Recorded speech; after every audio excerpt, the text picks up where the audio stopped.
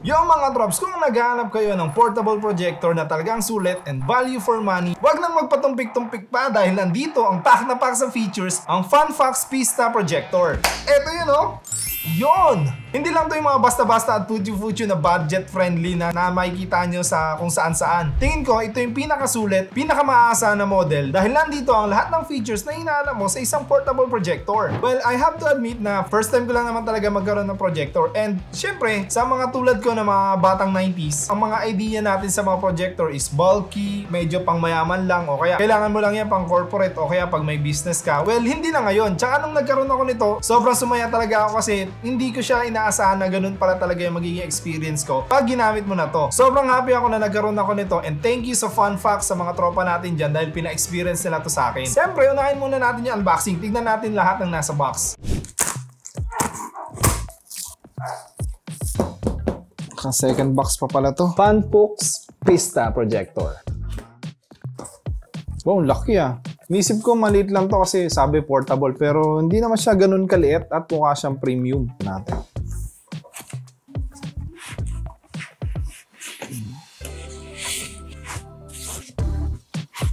Wow, ganda.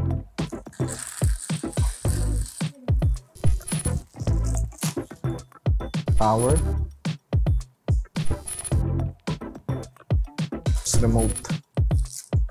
Oh, parang Android na rin talaga. Oh. Parang pang smart TV na rin talaga yung remote niya. Yun nga, malaki siya. I thought na maliit lang siya. Pero ito mukhang heavy duty. Meron na rin siyang LAN. Meron siyang LAN port, 2 USB port, 2 HDMI input, and audio and video output, and infrared. So upon checking, ang first impression ko talaga sa kanya is ang ganda niya. Mukha siyang premium. And nung na-turn on ko na siya and ginamit ko siya, hindi ko akalain na ganun kalinaw kasi parang inisip ko, portable projector lang naman to eh. Maliit lang siya unlike sa mga projector na nakikita ko dati sa trabaho ko kasi nga dun lang naman ako nakakita sa corporate world. Inisip ko baka hindi siya ganun. Pero nung nakita ko siya 4K tsaka pwede ikabit sa internet, ang lupit. Yun, i-share ko sa inyo yung experience ko ngayon. So yun nga, meron na siyang Android capability na parang na-experience mo na rin yung smart TV nyo dito sa projector na to. So kung naisip mo na bibili ka lang ng projector for business and for home entertainment, hindi na ngayon. Marami ka nang pwedeng gawin dito sa portable projector na dahil sobrang affordable na rin. Pero for now, ibibigay ko muna yung mga features na pwede nating ma-expect dito sa FunFox Pista Projector. Ang unang titignan natin sa pagbili ng projector is yung lumens. Yun yung calculations ng brightness na kaya niyang i-produce. Usually, ang pinaka-minimum niyan is 5,000 and yung maximum is 15,000. Sa FunFox projector natin, ang capability niya is up to 11,000 lumen. Ibig sabihin kasi nun, kahit maliwanag yung paglalagyan mo niyang projector, halimbawa yung kwarto nyo, o kaya outdoor mo gagamitin yung projector natin, kaya pa rin niyang makita. Kaya pa rin niya makapag-produce ng better display. Unlike sa mga usual na projector lang na magagamit mo lang kapag nandun lang siya sa dilim. Ang solid talaga nitong FunFox Pista Projector. Number 2, yung kanyang portability. So kahit naman for business o kaya pang home theater natin to binili, may chance pa rin na gusto natin siyang ilabas. Halimbawa for outdoor camping o kaya for client business meeting na pwede mong project sa kung saan man kayo pupunta. Ang wish natin dun is sana mas madali siyang bitbitin o kaya dalhin. So perfect talaga dyan yung FunFox Pista natin dahil hindi siya mabigat. Tignan mo, padali siyang dalhin.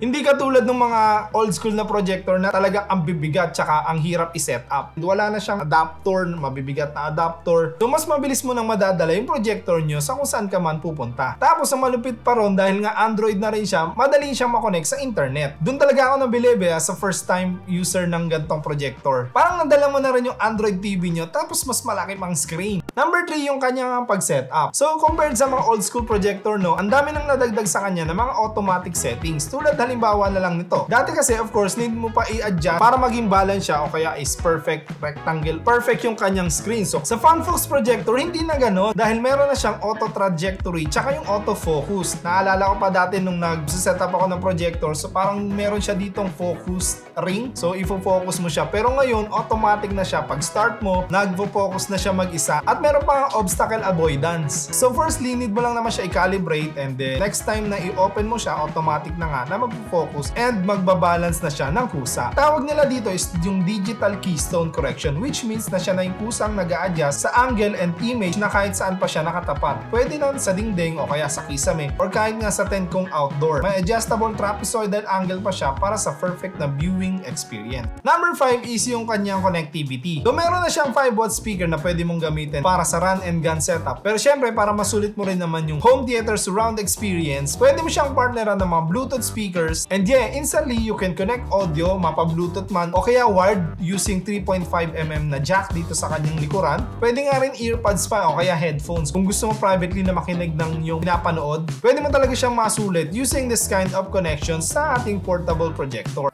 So itong Pista projector natin is capable of projecting up to 150 inches wide na screen. Ang astig nun, kaya nga nung na-test ko siya nakaraan at nanood ako ng movie, para ka talaga nasa sinehan dahil bukod sa malinaw na siya, ang laki pa talaga ng projection niya. So yung iba naman, ginagamit din nila to for gaming para talaga siguro sa mga intensive experience. Pero yung mga kapatid ko, ginamit nila to for video, okay, which is talaga naman na-enjoy din naman nila. Sa totoo lang, kung hindi nga lang to binigay sa akin tapos may nag-demo rito, pinakita sa akin na ganito yung may experience ko, I think bibilin ko rin naman talaga siya. I didn't really expect na ganun yung ma-experience ko, and doon na-experience ko talaga siya, parang napabili talaga ako. Sold talaga para sa akin to. And of course, i-rate na natin siya. Ang rating ko sa kanya talaga is 8/10. And I can say na talagang value siya for money. I think ang mura niya na for that price. May home theater experience ka na, tapos pwede mo pang magamit sa iyong business o kaya outdoor adventures. Sulit na talaga yon. Pero syempre, I'd like to be an honest reviewer and ibibigay ko sa inyo yung mga downside niya na parang hindi ko lang nagustuhan, pero nothing major naman talaga. Number 1 is I am hoping na meron siyang cover dito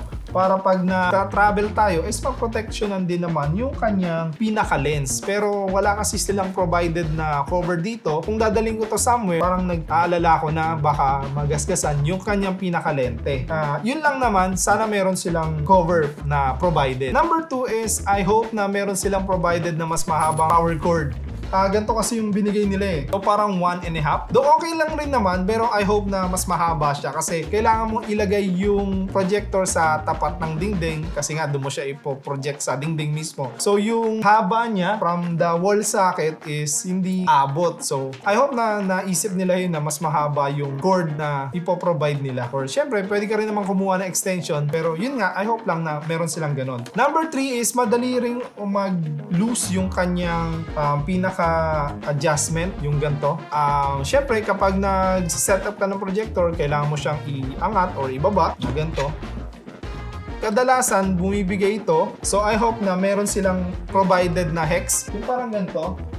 Yung para lang ma-adjust natin to. It's not a big deal, pero syempre kung nasa outdoor ka o kaya kung meron kang client business meeting tapos nag-loose siya, sana meron kang hex na makapag-solve ng problema. Pero yun lang naman, nothing major really kasi meron naman din akong hex. Hex ba tawag dito? Anyway, not a major issue, pero yun nga, gusto ko lang rin naman sabihin na baka maka-affect sa pagbili nyo. Nevertheless, these are just minor issues na I hope and I wish na meron sila. Pero siguro baka lang naman din ako, and for majority ng people, hindi naman yung talaga problema. Pero ang masasabi ko is the experience itself, ang viewing angle niya, ang linaw niya. To compare mahal yung mga mabibili mong projector lalo na for business use. Pero ito, hindi mo na kailangan gumastos pa ng ganun kalaki para ma-experience yung mga ganun dahil meron ng Funfox Pista projector. It can deliver up to 4K resolutions na para sa akin is nasa high-end competition na talaga. So kung nag-aalap ka ng budget-friendly, sulit na projector, pang home theater, or pwede rin gamit sa school, pang outdoor cinema, para sa mga movie lovers dyan, mga Netflix and chill, for business presentation, or kaya kahit pang ambience lang ng room. Pwede rin naman pang regalo. Hindi ka ida-down ng Funfox Pista projector. So yun lang naman mga drops. Kung may questions kayo regarding this projector o kaya kung saan man, yung iba nga naglalagay na ng mga comment about PC, how to build PC. Ibang video yun. Pero anyway, pwede pa rin naman, sagutin ko yan. Lahat nga nung ibang comment nung nakaraan, sinagot ko pa rin. Comment nyo lang down sa baba. And don't forget to like this video para naman masuportahan ang ating channel. And of course, subscribe naman guys sa aming channel. And yes, see you on the next video. Yon! Wow!